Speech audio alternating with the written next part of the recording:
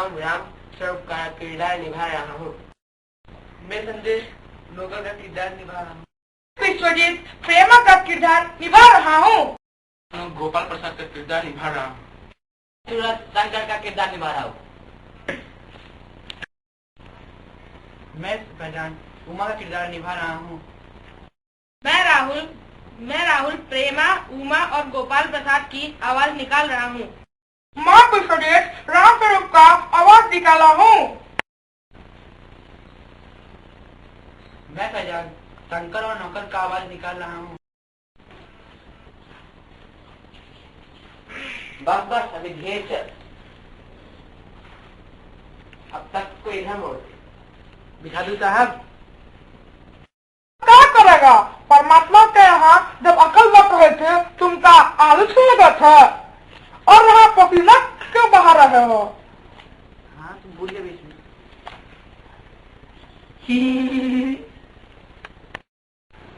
अरे कहाँ हंसते हो? हमने भी जवानी में कसरत की है, समझे? कलसों को लोटा बना कर नहाते थे। या तक क्या चीज है उसे सीधा कर। हाँ बस। और सुन, भौजी से दर्जी मांग ला।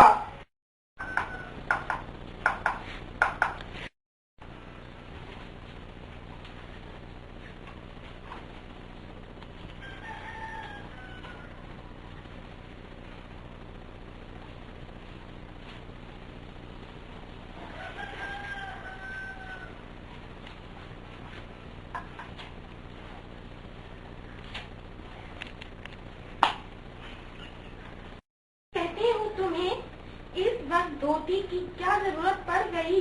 एक तो वैसे ही जल्दी जल्दी में। धोती? हाँ, अभी तो बदल कर आए हो और फिर ना जाने किस लिए। लेकिन तुमसे धोती मांगे तो ना। यही तो कह रहा था रतन। क्यों बे रतन, तेरे कानों में दांत लगी है का? मैंने कहा था धोबी के यहाँ से चद्दर आई है, उसे मांग ला। अब तेरे लिए दूसरा दिमाग कहाँ से लाऊं, लल्लू कहीं का। अच्छा, यह पूजा वाली कोठरी में लकड़ी के बॉक्स के ऊपर धुले हुए कपड़े रखे हैं ना, उन्हीं में से एक चादर उठा ला। और दरी यहीं तो रखी है कोने में, वहाँ पड़ी तो है। और बीबी जी के कमरे से हारमोनियम उठा ला और सितार भी, जल्दी जा। लेकिन वह तुम्हारी लाडली बेटी तो मुंह फुलाए पड़ी है। मुंह फुलाया? और तुम उसकी माँ किस मर्द की दवा हो? जैसे तैसा करके तो वे लोग पकड़ में आए हैं। अब तुम्हारी बेवकूफी से सारी मेहनत बेकार जाए तो मुझे दोष मत देना। तो मैं ही क्या करूं? सारे जतन करके तो हार गई।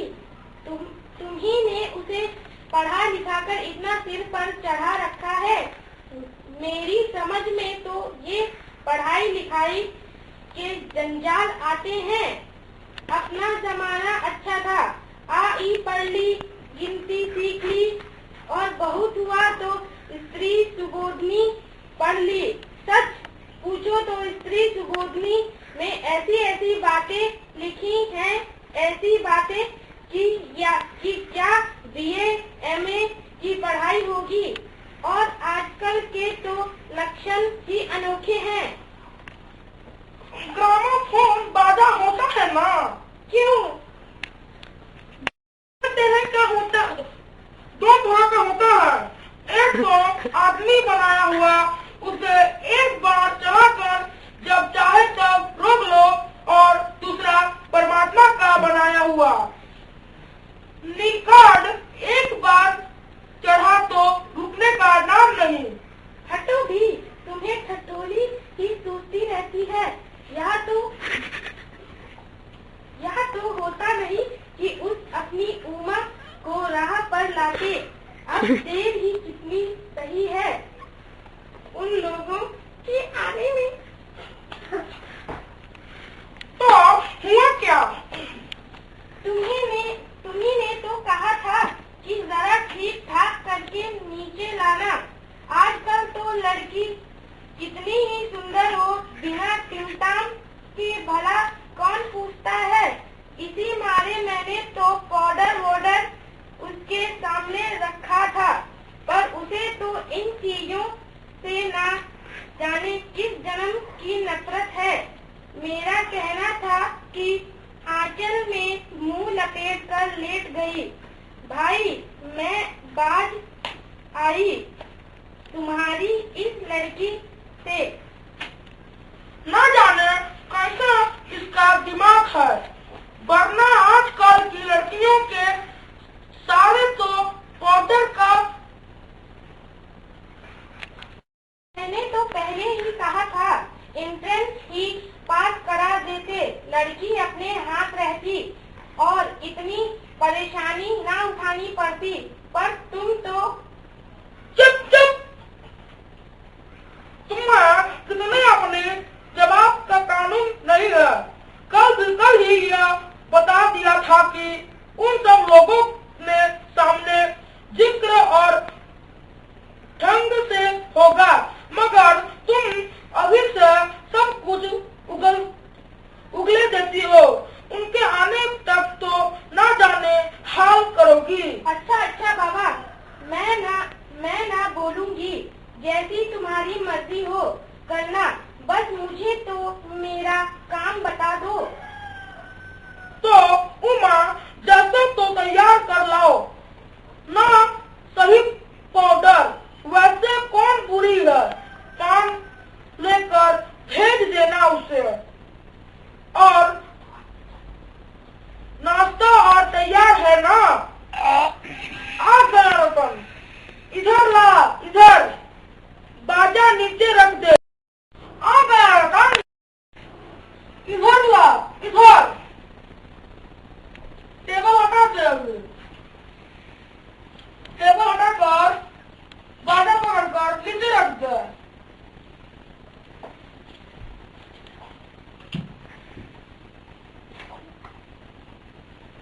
पकड़ तो जरा उधर से।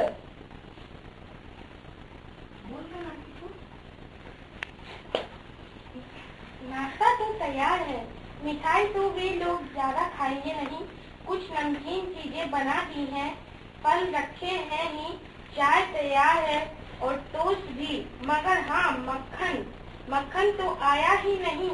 क्या कहा? मक्खन आया ही नहीं?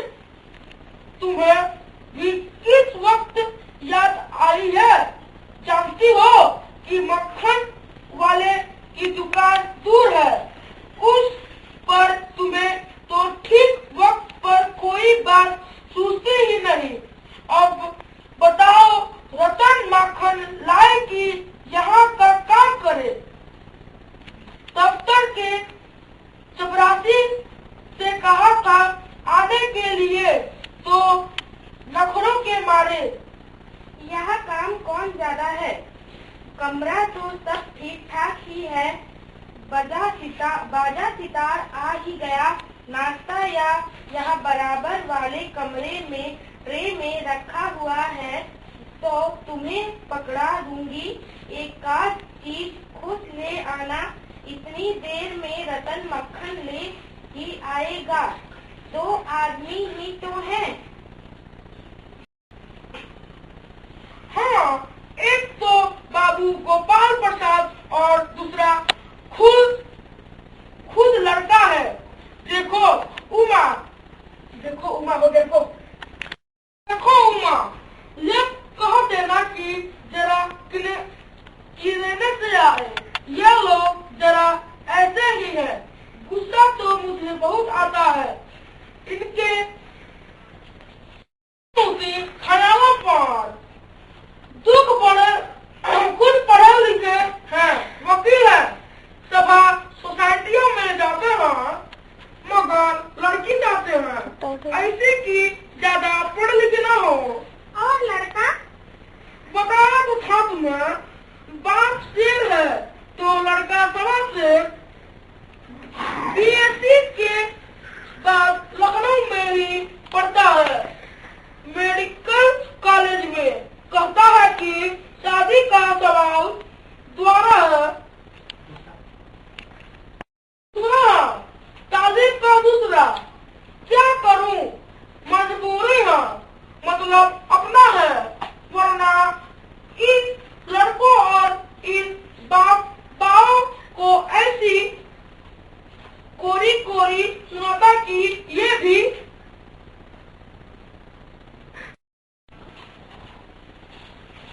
Ring ring ring ring. बाबूजी बाबूजी कहाँ है? वो आते हैं।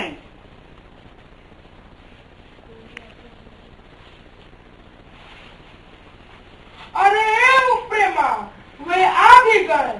अरे तू नहीं खड़ा है बेवकूफ, गया नहीं मक्खन लाने, अब सब चौपट कर दिया। अबे इधर से नहीं, अंदर के दरवाजे से जा। तुम जल्दी करो प्रेमा, उमा को समझा देना, थोड़ा गा देगी। यहाँ बाजा वहाँ नीचे ही रख गया है, कमबख्त कहीं का। छोड़ जाओ, मैं जल्दी रख देता हूँ।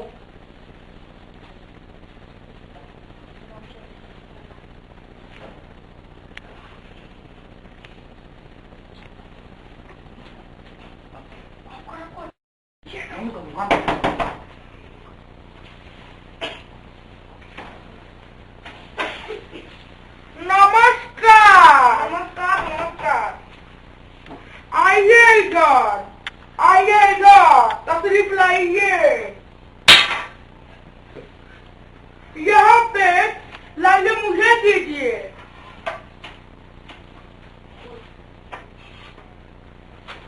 मकान ढूंढने में आपको तकलीफ नहीं हुई ना? नहीं, तांगे वाला जानता था और फिर हमें तो यहाँ आना ही था, रास्ता मिलता कैसे नहीं। यह तो आपकी बड़ी मेहरबानी है, मैंने आपको तकलीफ जो दी। अरे नहीं साहब, जैसा मेरा काम वैसा आपका काम। आखिर लड़के की शादी तो करानी ही है, बल्कि यूँ कहिए कि मैंने आपके लिए खासी परेशानी कर दी।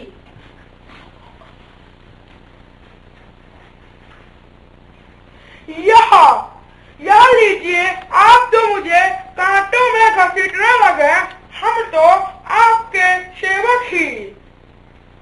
और कहिए शंकर बाबू, कितने दिनों की छुट्टियां हैं? जी कॉलेज की छुट्टियां नहीं, वीकेंड में चला आया था। आपके कोर्स खत्म होने में तो अब साल भर रहा होगा। जी यही साल 2 साल। साल 2 साल? जी 1 साल का मार्जिन रखता हूँ। बात यह है साहब कि यह शंकर 1 साल बीमार हो गया था। क्या बताइए, इन लोगों को इसी उम्र में सारी बीमारियां सताती हैं। एक हमारा जमाना था कि स्कूल से आकर दर्जनों कचौड़ियां उड़ा जाते थे, मगर फिर जो खाना खाने बैठते तो वैसी की वैसी ही भूख। कचौड़ियां भी तो उस जमाने में पैसे की 2 आती थी। जनाब, यह हाल था कि 4 पैसे में ढेर सी बलाई आती थी और अकेले 2 आने की हजम करने की ताकत थी। अकेले, और अब तो बहुतेरे खेल वगैरह भी होते हैं स्कूल में। तब ना कोई वॉलीबॉल जानता था, ना टेनिस, ना बैडमिंटन, बस कभी हॉकी या क्रिकेट कुछ लोग खेला करते थे। मगर मजाल की कोई याद जाए कि यह लड़का कमजोर है।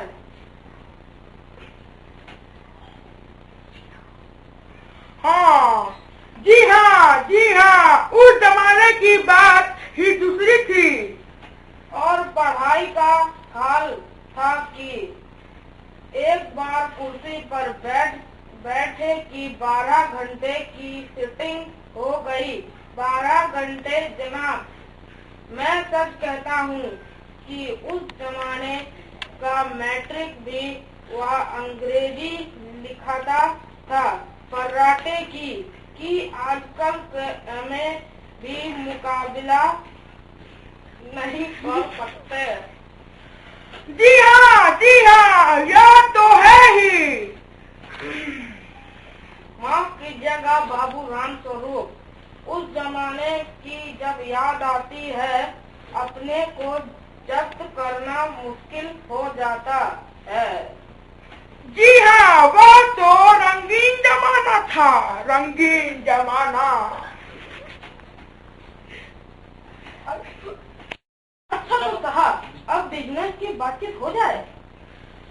ओह अच्छा, लेकिन जरा नाश्ता तो कर लीजिए। यह सब आपका तकल्लुफ करते हैं।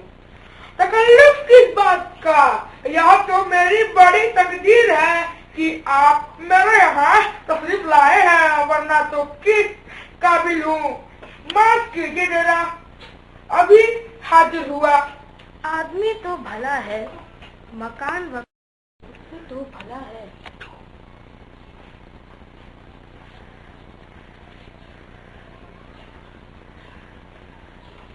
आदमी तो भला है, मकान वकान से हैसियत भी बुरी नहीं मालूम होती। पता चले लड़की कैसी है। जी क्यों, क्या हुआ? कुछ नहीं। झुक कर क्यों बैठते हो? ब्याह तय करने आए हो, कमर सीधी करके बैठो। तुम्हारे दोस्त ठीक ही कहते हैं कि शंकर की बैकबोन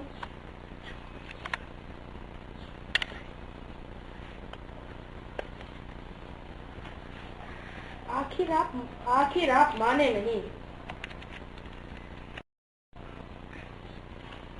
आखिर आप माने नहीं। लीजिए, आपको विलायत चाय पसंद है कि हिंदुस्तानी? नहीं साहब, मुझे आधा दूध और आधी चाय दीजिए और जरा चीनी ज्यादा डालिएगा। मुझे तो भाई यहाँ नया फैशन पसंद नहीं। एक तो वैसे ही चाय में पानी काफी होता है और फिर चीनी भी नाम के लिए डाली जाए तो जायका क्या रहेगा। हाँ, आप ठीक ही कह रहे हैं। सुना है सरकार ज्यादा चीनी लेने वालों पर टैक्स लगाएगी। सरकार जो चाहे तो कर ले, पर अगर आमदनी करनी है तो सरकार को बस एक ही टैक्स लगाना चाहिए। वो क्या? खूबसूरती पर टैक्स। मजाक नहीं साहब, यहाँ ऐसा टैक्स है जनाब कि देने वाले चू भी करेंगे। बस शर्त यह है कि हर एक औरत पर यह छोड़ दिया जाए कि वह अपनी खूबसूरती के स्टैंडर्ड के माफिक अपने ऊपर टैक्स तय कर ले। फिर देखिए सरकार की कैसी आमदनी बढ़ती है। वाह, खूब सोचा आपने।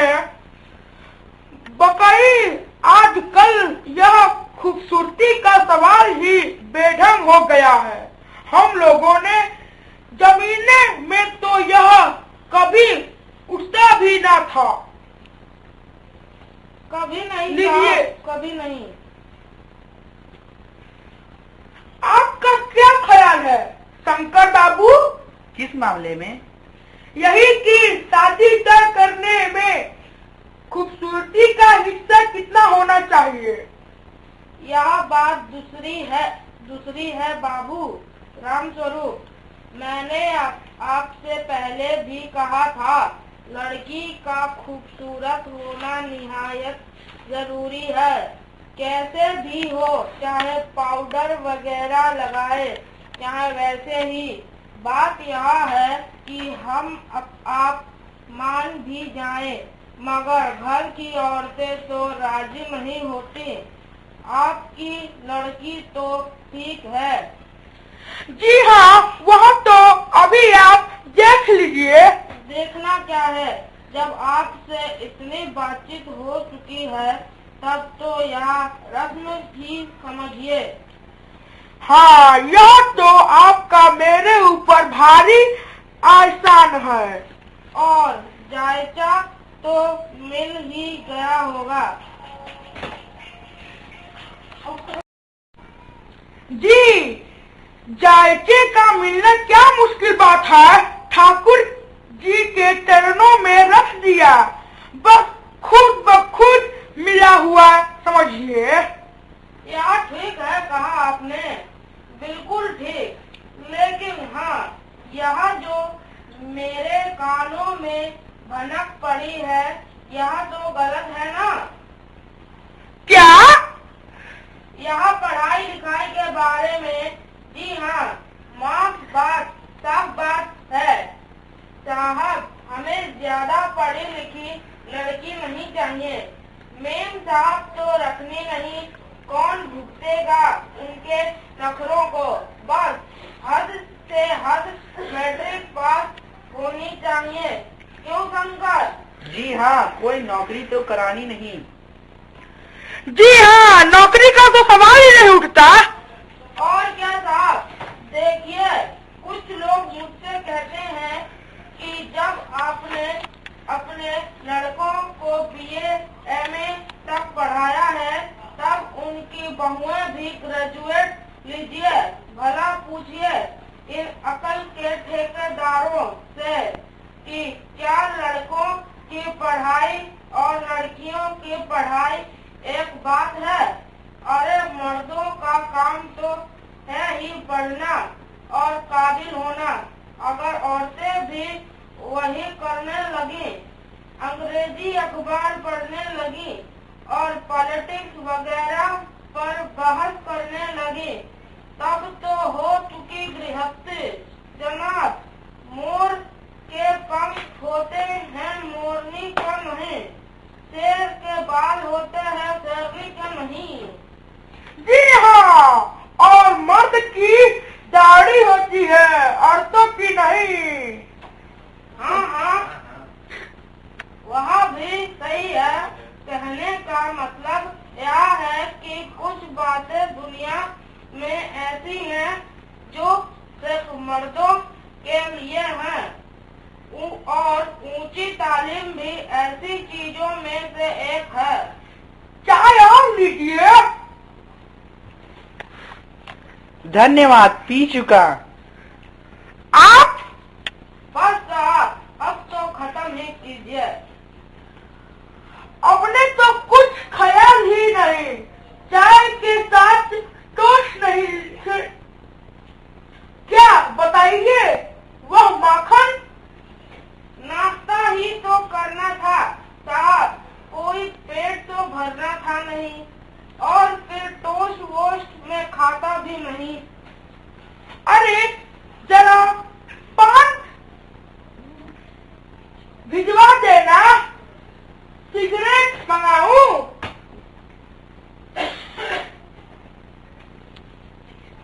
जी नहीं। हाँ, यही आपकी लड़की है। जी, वह पिछले महीने में ही इसकी आंखें दुकानी या गई थी, जो कुछ दिनों के लिए चश्मा लगाना पड़ा रहा है। पढ़ाई वढ़ाई की वजह से तो नहीं है कुछ। नहीं साहब, वो तो मैंने अर्ज किया ना। बैठो बेटी। वहाँ बैठ जाओ उमा, वहाँ बैठो। बैठो। उमा, उस खत पर अपने बाजे वाजे के पास। खत पर बाजे वाजे के पास।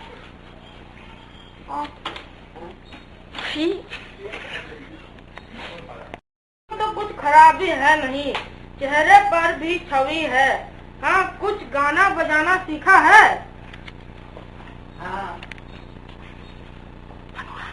जी हाँ, तस्वीर भी है और बाजा भी। सुनाओ तो उमा, एक साथ गीत सितार के साथ।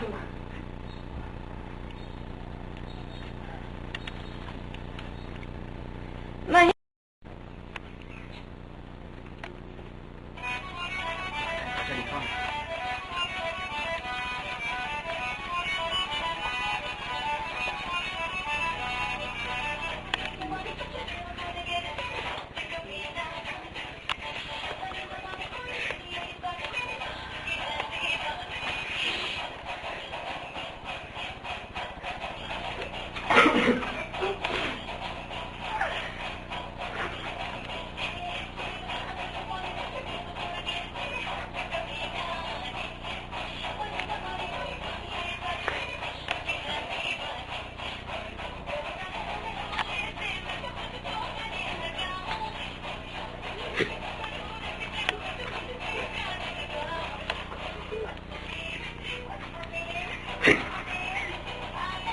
उमा,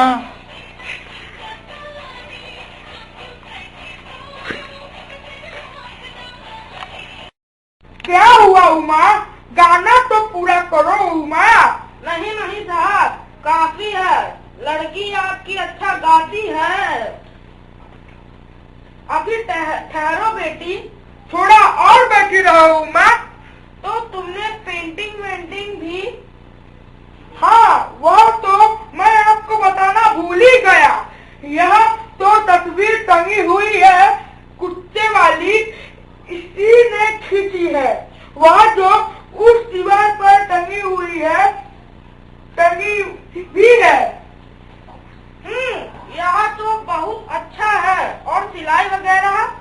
सिलाई तो सारे घर की इसी के जिम्मेदार है, यहाँ तक कि मेरी कमीज भी। ठीक, लेकिन हाँ बेटे, तुमने कुछ इनाम विनाम भी जीते हैं? जवाब दो उमा। जरा शर्माती है। इनाम तो इसे। जरा इसे भी तो मुंह खोलना दीजिए। उमा, देखो आप क्या कर रहे हैं, जवाब दो ना। क्या जवाब दूं बाबूजी? कुर्सी मेज बिकती है, सब दुकानदार कुर्सी मेज से कुछ नहीं पूछता, सिर्फ खरीदार को दिखला देता है। पसंद आ गई तो अच्छा है, वरना। उमा, ओ उमा, अब मुझे कह लेने दीजिए बाबूजी।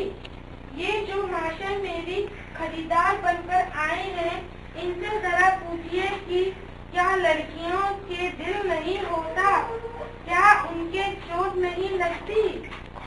क्या बेबस भेड़ बकरियां हैं जिन्हें कसाई अच्छी तरह देखभाल कर? बाबू राम स्वरूप, आपने मेरी इज्जत उतारने के लिए मुझे यहाँ बुलवाया था। जी हाँ, और हमारी बेइज्जती नहीं होती जो आप इतनी देर से नाप तोल कर रहे हैं। और जरा अपने इन साहबजादे से पूछिए कि अभी पिछली फरवरी में ये लड़कियों के हॉस्टल के इर्द गिर्द क्यों घूम रहे थे और वहाँ से कैसे भगाए गए थे? चलिए। रुकिए, कहाँ जा रहे हैं? अभी आपका रिश्ता तय ही नहीं हुआ, उसके पहले ही आप चल दिए। क्षमा कीजिए, आपका लड़के के चाल श्रवण ठीक नहीं है। देखिए, वो हमारी उमा बेटी ने कहा है कि आपका लड़का गर्ल्स कॉलेज के बाहर घूमता रहता है। लड़कियों के हॉस्टल में? क्या तुम कॉलेज में पढ़ी हो उमा? जी हाँ, कॉलेज में पढ़ी हूँ। मैंने बीए पास किया है। कोई पाप नहीं किया, कोई चोरी नहीं की, और ना आपके पुत्र की तरह ताक झाँक कर कायरता दिखाई है। मुझे अपनी इज्जत, अपने मान का ख्याल तो है, लेकिन इनसे पूछिए कि ये किस तरह नौकरानी के पैरों पकड़कर अपना मुंह छिपाकर भागे थे। उमा, ओ उमा, बस हो चुका। बाबू राम स्वरूप, आपने हमारा साथ दगा किया। आपकी लड़की बीए पास है और आपने मुझसे कहा था कि सिर्फ मैट्रिक तक पढ़ी है। लाइए मेरी छड़ी। कहाँ है? मैं चलता हूँ। बीए पास। ओफो ओफो, गजब हो जाता। झूठ का भी कुछ ठिकाना है। आओ बेटे, चलो।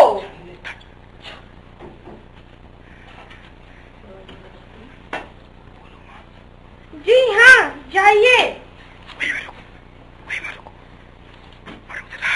जाइए, जरूर चले जाइए, लेकिन घर जाकर जरा यह पता लगाइएगा कि आपके लाडले बेटे कि रीढ़ की हड्डी भी है या नहीं, यानी बैकबोन।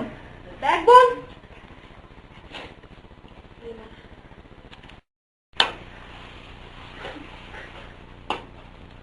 उमा उमा रो रही है। माँ,